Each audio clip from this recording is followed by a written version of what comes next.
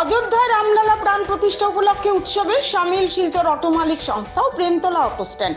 অযোধ্যায় রামলালা প্রাণ প্রতিষ্ঠা উপলক্ষে গোটা দেশ যেখানে উৎসবের আমেজে মেতে উঠেছে, সেখানে পিছিয়ে নেই শিলচর শহরও।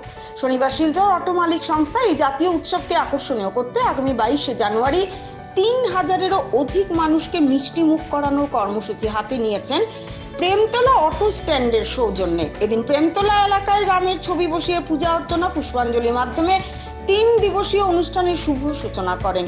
অনুষ্ঠান সূচি নিয়ে এদিন শিলচর অটো মালিক সংস্থার সভাপতি সংবাদ মাধ্যমকে মধ্য দিয়ে অনুষ্ঠানের বিষয়বস্তু তুলে ধরেন।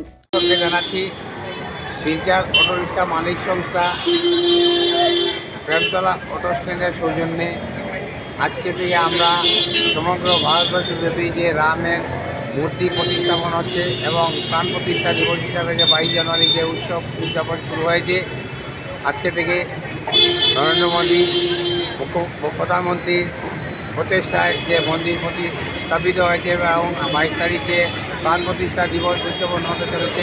আমরা শিলচর অটো রিক্সা মালিক সংস্থা প্রেমতলা অটো স্ট্যান্ডের সৌজন্যে আজকে থেকে আমরা এখানে রামের ফটো বসিয়ে আমরা এই প্রেমতলা অটো স্ট্যান্ডে শিলচর অটো রিক্সা মালিক সংস্থা একটা বিরাট আয়োজন করেছি উৎসব উদযাপন করার জন্য।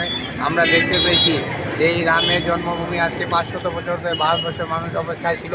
সেই জন্মভূমি থেকে আজকে রাম মন্দির গঠিত হয়েছে এবং রামের মূর্তিতে প্রাণ প্রতিষ্ঠা হতে যাচ্ছে 22শে জানুয়ারি এবং ভারতবর্ষের সমগ্র ভাষাভাষী মানুষ, সমগ্র ভারতবাসী একটা আজকে এটাকে জাতীয় উৎসবের রূপ দিতে যাচ্ছে।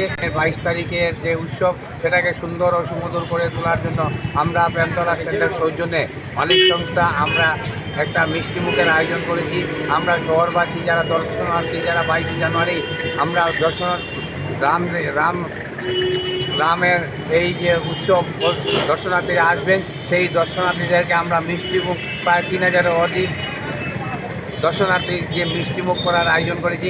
আপনারা আসবেন প্রেমতলা অটো স্ট্যান্ডে, এসে রামের প্রাণ প্রতিষ্ঠা দিবসে মিষ্টিমুখ করে যাবেন আমাদের অটো স্ট্যান্ডের থেকে।